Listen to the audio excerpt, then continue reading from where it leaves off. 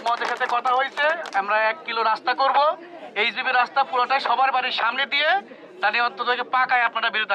আমি এর আগেও এই আবাসনে অনেকবার আসছি, আপনারা হয়তো অনেক আমাকে দেখেন নাই, বাট আমি পর্যবেক্ষণ করে গেছি। এই হলো বিষয়। কারণ আমরা কেন জানছি, আমি এই অঞ্চলের কথাটা বলি। এই অঞ্চলের বিষয়টা হলো আপনারা কাদার মধ্যে থাকতে মানে বেশি পছন্দ করেন। প্রত্যেকের বাড়ির সামনে কাদা আমি দেখছি। এটা আমাদের, আমি যেহেতু বাড়ি মানিকগঞ্জ, আমাদের এদিকে এরকম নাই। তো চেষ্টা করতেছি বলতে কি, আমি সরাসরি বলে দিলাম যে 1 কিলো রাস্তা আমরা এই এইচবিবি দেবো এবং প্রত্যেকের বাড়ির সামনে তো যেন ইট সোলিং রাস্তা পান, কাদা আর পাবেন না ইনশাল্লাহ। এটা আমার প্রতিশ্রুতি এবং আমি দিয়ে গেলাম।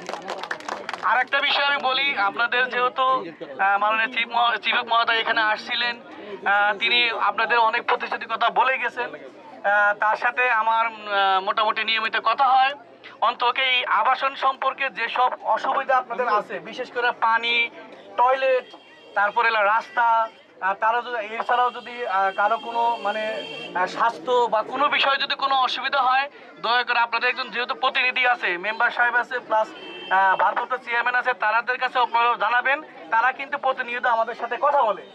এই হলো প্রথম কথা। দ্বিতীয়ত হলো আপনাদের টয়লেটের একটা সমস্যা আমি দেখছি যে প্রত্যেকে বৃষ্টি হইলে অন্তত টয়লেটগুলোই হয়ে যায়। আমরা স্যারের সাথে একটা বিষয়ে কথা বলছি, আমরা একটা বিশেষ প্রকল্প নেব, শুধু একটা ট্যাঙ্কি করব, বড় একটা ট্যাঙ্কি, সবার সুইচ লাইন ওই এক জায়গায় যাবে। প্রয়োজনে আমরা একটু দূরে করব, সেটা যাতে পরিবারের সাথে সাথে সম্পর্ক না থাকে কারো বাড়ির সাথে। এটাও ইনশাল্লাহ আমরা হয়তো একটু কাজ করতেছি, যদি আমরা একটু মানে একটু তদবির করতে পারি, আশা করি এটাও এই অর্থবছর মানে 2027 সালের মধ্যে ইনশাল্লাহ হয়ে যাবে এইটা। আর সামনে আপনাদের যেহেতু একটা পুকুর, এই পুকুর কিন্তু সিভিক মহোদয় আপনাদের জন্যই দিছে। এইটা কিন্তু ব্যবহার করা সম্পূর্ণ আপনাদের, এটা ভালো রাখার দায়িত্ব আপনাদের, এটা প্রোটেকশন করার দায়িত্বটাও আপনাদের। আমরা কি করতে পারি, আমরা মাঝে মাঝে এসে দেখবো যে পুকুর ঠিক আছে কিনা, ময়লা পরিষ্কার আছে কিনা, এইগুলা।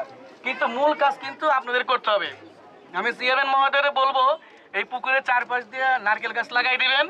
আর পুকুরের চারপাশ দিয়ে আমরা একটা বেড়ার ব্যবস্থা করতেছি, যাতে মানে গরু ছাগল কিংবা বাচ্চা টাচ্চা অনেকের সময়, কারণ এখানে যেহেতু 400 পরিবার আছে, 400 পরিবারের বাচ্চা কাচ্চাও অবশ্যই মোটামুটি 400 জনও আছে, এটা আমরা ধারণা করতেছি।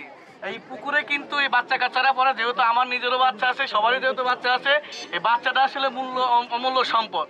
এটা আমরা এই অর্থ বছরে ইনশাল্লাহ এটা করে দেব। এই পুকুরের চারপাশটা আমরা বেড়া দিয়ে দেব। আর একটা বিষয়